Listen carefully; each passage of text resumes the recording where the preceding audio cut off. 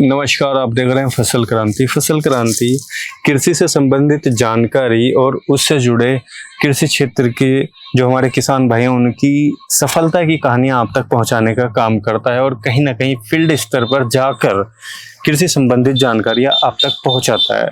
आज हम मौजूद हैं बागपत के सिसाना गांव में और हमारे साथ सफल किसान जिनको जिला स्तर पर भी सम्मानित किया जा चुका है, विनीत चौहान जी मौजूद हैं। विनीत चौहान जी किस तरीके की खेती करते हैं, कैसे फसल उगाते हैं, सब कुछ बताएंगे आपको। बल्कि हम उन्हीं से चर्चा करेंगे, पूछेंगे उनकी क्या जर्नी रही, क्या पूरा उनका एक साइकिल रहा। सर बहुत बहुत स्वागत है आपका। नमस्कार जी। मेरा आपसे सवाल ये है, सबसे पहला, जब एक परिवार में हम होते हैं और कहीं ना कहीं खेती से जुड़ने की बात आती है तो उसके पहले का जो संघर्ष रहता है, थोड़ा आप उसके बारे में हमारे दर्शकों को बताएं कि आपकी जो पारिवारिक पढ़ाई से लेके और एक जो जर्नी रही खेती के पहले की, उसके बारे में पहले हम जानना चाहेंगे। वास्तव में बात करूं तो हम एक परंपरागत किसान परिवार से मैं हूं। मेरे पापा भी किसान, मेरे ताऊजी भी किसान ही थे, तो परंपरागत रूप से हमारे यहाँ में खेती होती आ रही है।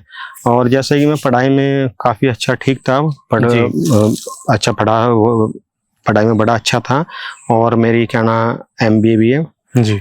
तो उसके बाद अगर मैं एक कृषक परिवार की बात करूं, एक अपेक्षा यही रहती है कि हमारा अगर लड़का पढ़ लिया तो वो किसी मेट्रो सिटी में जाके जॉब करे, नौकरी करे।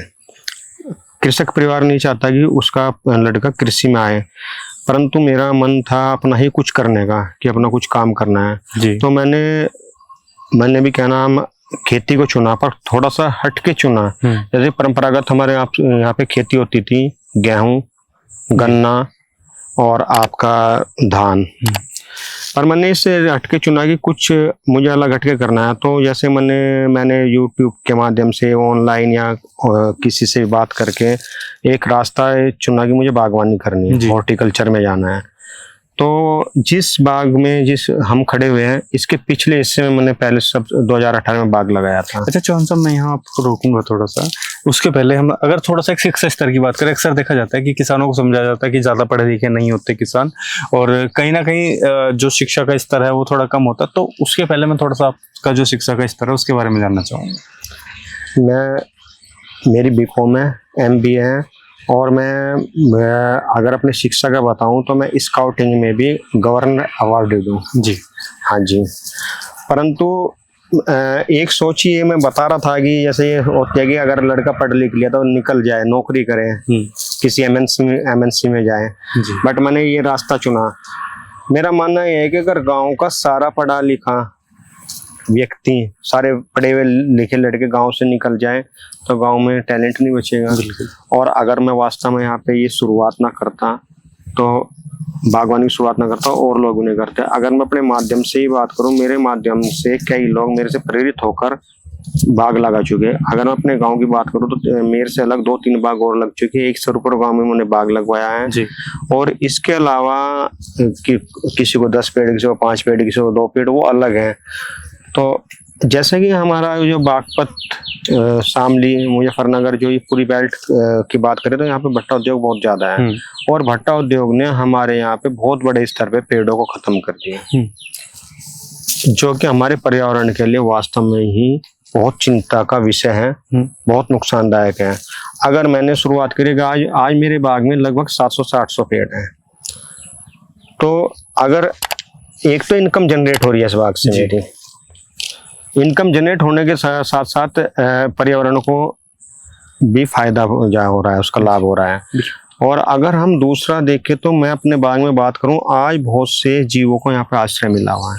अगर मैं देखता हूँ बहुत सारे पक्षी यहाँ पे चहचहाते रहते हैं, खरगोश हैं, और कितने सारे जीवों को यहाँ आश्रय मिला हुआ है। तो ये कहीं ना कहीं इनकम के साथ साथ अगर ये सब चीजें मैं देखता हूँ तो ये कहीं ना कहीं संतुष्टि का विषय है, प्रकृति से जोड़ के रखता है। हाँ, प्रकृति से जोड़ के। तो अगर हम इसकी बात करें, जैसे कि आपने बताया कि परंपरागत रूप से आप खेती करते थे, तो ये जो बागवानी है, जो ये अमरूद का बगीचा जिसमें हम खड़े हुए हैं अभी, इसे लगाने का जो आइडिया था, या यूं कहें कि इसकी शुरुआत कैसे की आपने? इसकी शुरुआत एक्चुअल में ऐसे हुई है कि हरियाणा में हमारे एक रिलेटिव हैं, उन्होंने नींबू का बाग लगाया था जी। और जैसा कि मैं बता रहा था कि मुझे कुछ तो करना ही था, अलग हट के करना था कुछ। तो फिर मैंने सोचा कि मैं भी बागवानी में जाता हूँ। तो कुछ जानकारी मैंने उनसे ली, कुछ मैंने ऑनलाइन यूट्यूब के माध्यम से, गूगल के माध्यम से, फिर मैं हॉर्टिकल्चर डिपार्टमेंट के संपर्क में आया वहाँ। तो फिर मैंने ये बाग लाया और मुझे हॉर्टिकल्चर डिपार्टमेंट से सब्सिडी भी मिली है। जी, हाँ जी। चलिए, तो अभी अगर हम जिस बाग में मौजूद हैं, अगर इसमें हम बात करें, जैसे आपने बताया लगभग 800 के आसपास इसमें पेड़ हैं, तो इसमें जो अमरूद की किस्म हैं, कौन कौन सी किस्म है? जैसे हम पीछे भी देख पा रहे हैं, जो ये मतलब पीछे अमरूद है, ये भी काफी मतलब एक अच्छे साइज में हमें दिख रहा है। जो ये अमरूद है ये थाई वीएनआर वैरायटी है। अच्छा, हाँ जी, थाई वीएनआर, पीछे वाला भी थाई वीएनआर, और लगभग मैं बात करूँ 50 से 60 पेड़ ताइवान पिंक के भी है। अच्छा अच्छा अच्छा। हाँ, और इसके अलावा जैसे कि एक हम किसान परिवार हैं, तो क्या होता है कि आज किसान हर चीज के लिए बाजार के ऊपर डिपेंड है जी। अगर घर के लिए भी कुछ फल लेके आने हैं, घर के लिए कोई सामान लेके आना है, तो बाजार से लेके आना है, तो कहीं ना कहीं हमारी इनकम वहाँ भी जा रही है। तो इसी विषय को मैंने सोचते हुए अपने बाग में और भी कई वैरायटी के पेड़ लगाए हुए, जैसे बबूगोसा, नाशपाती है, जी जी जी, एप्पल भी है यहाँ पे जी, और बेर भी है। इसके अलावा अगर मैं टिम्बर में बात करूँ तो महोगनी और मालाबार नीम भी मैंने लगाया हुआ है। इसके अलावा और कई फ्रूट के, नींबू के भी पेड़ मेरे पास है जी जी, और कई वैरायटी के पेड़ लगाए हुए। कम से कम मेरा मानना ये है कि अगर ये इतना फल हम लेके हमारा परिवार काम चल जाए, अगर एक दो पेड़ सभी वैरायटी हमारे पास है, तो हमारे परिवार को फल मिल सकते हैं, बाजार के ऊपर डिपेंड रहना नहीं पड़ेगा। कहीं ना कहीं बाजार से डिपेंडेंसी खत्म होती है और दूसरा आय का एक जरिया बन जाता है। आय का एक जरिया। अच्छा, अगर हम बात करें इसमें विनीत जी, जैसा कि लगभग 2018 से आपने बताया कि ये बाग लगाया हुआ है, तो जो इसका सालाना एक आइडिया, रफली हम इनकम की बात करें, लगभग मार्केट में कितना क्या हो जाता है अंदाजा, अगर कोई बागवानी करना चाहे तो? अगर जो परंपरागत जो हमारी फसलें हैं उनसे काफी अच्छा है जी। हम आराम से अगर मेहनत करें बाग में, सामान्य मेहनत भी करे, बहुत अत्यधिक भी मेहनत ना करे और बहुत ज्यादा भी भाग दौड़ ना करे, तो भी 2-2.25 लाख तक की इनकम 1 एकड़ में हम ले सकते हैं। 1.5 से 2 लाख ले सकते हैं आसानी से। हाँ, 1.5 से 2 लाख ले सकते हैं। और मैं मानता हूँ अगर धान या आपका और कोई फसल है उसमें नहीं ले सकते इनकम। दूसरा एक चीज और यहाँ अगर हम देखें नोटिस करने वाली है जी, अगर हमारा धान है या गेहूं है तो वहाँ पे बहुत रिस्क है, जबकि इसमें इतना रिस्क नहीं है। बाय द वे अगर हम मान के चले, अगर हमारी गेहूं की फसल ली जी बिल्कुल पकने की कगार पे है, बाली आ गई है, और उस समय मौसम खराब हो जाए, अत्यधिक वर्षा हो जाए, ओलावृष्टि हो जाए, या बहुत ज्यादा आंधी तूफान आ जाए, जिस टाइप की कोई भी समस्या हो जाए जी, तो बहुत बड़े स्तर पर हमारी फसल को नुकसान होता है और उत्पादन कहीं ना कहीं बहुत ज्यादा गिरता है।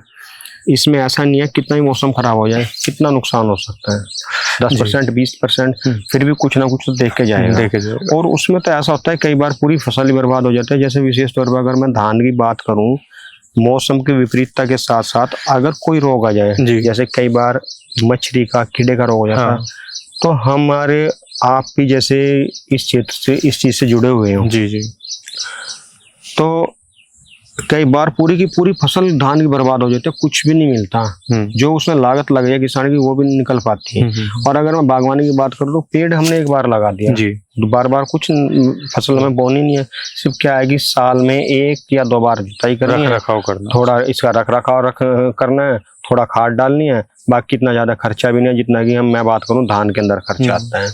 और ऐसे ही जैसे हमारी ये पूरी गन्ना बेल्ट है, गन्ना बहुत बड़े स्तर पे बोया जा रहा है जी। अक्सर मैं भी देखता हूँ, सुनता हूँ, या न्यूज़पेपर के माध्यम से भी जैसे जानकारी मिलती है, तो इतना रोग गन्ने की फसल के अंदर भी आने लगे, बहुत ज्यादा वहाँ पे किसान को बहुत ज्यादा दवाइयाँ लगानी पड़ रही है, बहुत ज्यादा सा लागत लगानी पड़ रही है, तो गन्ने की फसल में भी उतना नहीं बचा पा रहा जी।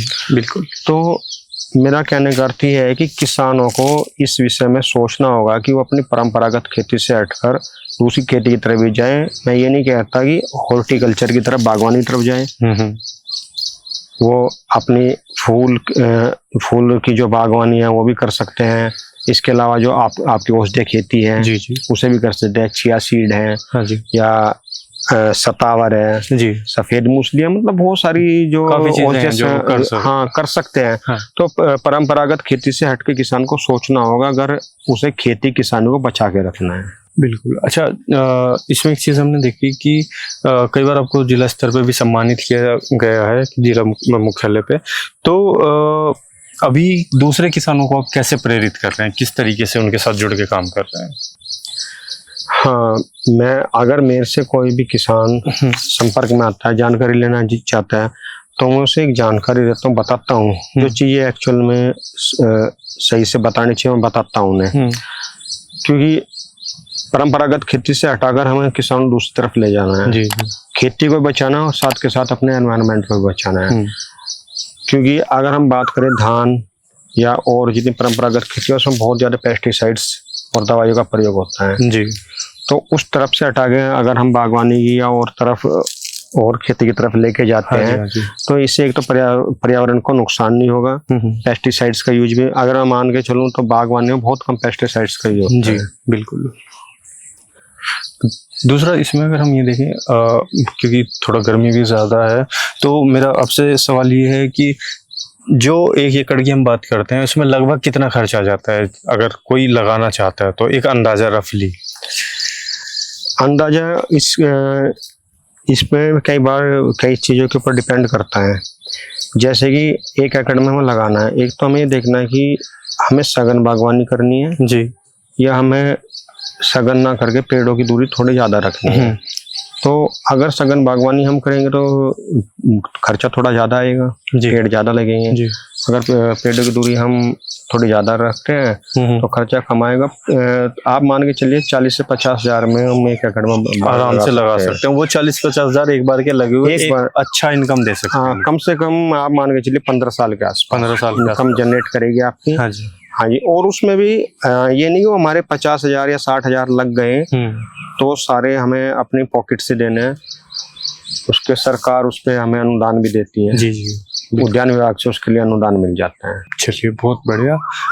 जो किसान भाई जो आपको देख रहे हैं, जो कुछ नया करना चाहते हैं, उनके लिए आपका क्या वक्तव्य रहने वाला है, क्या कहना चाहेंगे उनको? हाँ, अगर मैं बात करूँ, आज हमारे देश में एक बहुत बड़ी समस्या है। अगर हम किसी भी किसान से बात करते हैं तो वो ये कहता है कि इस किसान जो कृषि का कार्य है, जी जी, खेती का जो कार्य है, इससे हम परेशान हैं। तो कहीं ना कहीं नहीं चाहते कि हमारी संतानें कृषि में जाएं। अगर ये स्थिति रही तो इस हिसाब से तो भविष्य में कृषि को बहुत बड़ा नुकसान होने वाला है, किसान मिलने के नहीं। तो उन किसानों को परेशान होने की जरूरत नहीं, बल्कि उन्हें थोड़ा सा हटके सोचने की जरूरत है। परंपरागत खेती से हटके कुछ नई खेती के बारे में, नई फसलों के बारे में सोचना होगा। जैसे कि मैं देख रहा हूँ हमारे बागपत जिले में जो ये आपका होता है बागवानी बहुत बड़े स्तर पर हो रही है, और जो ड्रैगन फ्रूट की खेती भी यहाँ हो रही है। तो इस टाइप से सोचना पड़ा होगा। औषधीय खेतियों के बारे में सोचना होगा, जो फूल वाली खेती है उसके बारे में सोचना होगा, और जो ग्रीन हाउस वगैरह जो उसमें हम अपनी फसल उत्पादित करते हैं उसके बारे में भी हमें सोचना होगा। और साथ ही साथ परंपरागत तकनीकों पे आधारित ना होके अत्याधुनिक आधुनिक समय के अनुसार, मॉडर्न टाइम के अनुसार हमें अपनी तकनीकों को भी बदलना होगा। जैसे कि आज इजराइल की तकनीक अब यहाँ अपनाई जा रही है, ताइवान की तकनीक अपनाई जा रही है, कुछ जो अग्रणी किसान है वो अपना रहे हैं। तो परंपरागत तकनीक से हटके हमें एडवांस तकनीक टेक्नोलॉजी पे आना पड़ेगा। बिल्कुल, अग्रणी एडवांस टेक्नोलॉजी पे जाना पड़ेगा। तो ये बड़ी बात विनीत जी ने अब कही है कि कहीं ना कहीं जो किसान भाई परंपरागत तरीके से खेती करते आ रहे हैं और उनको कहीं ना कहीं एक अच्छी इनकम जनरेट नहीं हो रही है, तो उनको थोड़ा हट के मॉडर्न टेक्निक, जो अत्याधुनिक तकनीक जिसको हम कहते हैं, उन पे आना पड़ेगा, एडॉप्ट करना पड़ेगा, तभी कुछ अच्छा हासिल कर पाएंगे। इसी तरीके की और भी सफल किसानों की जानकारी हम आप तक पहुंचाएंगे। देखते रहिए फसल क्रांति। धन्यवाद।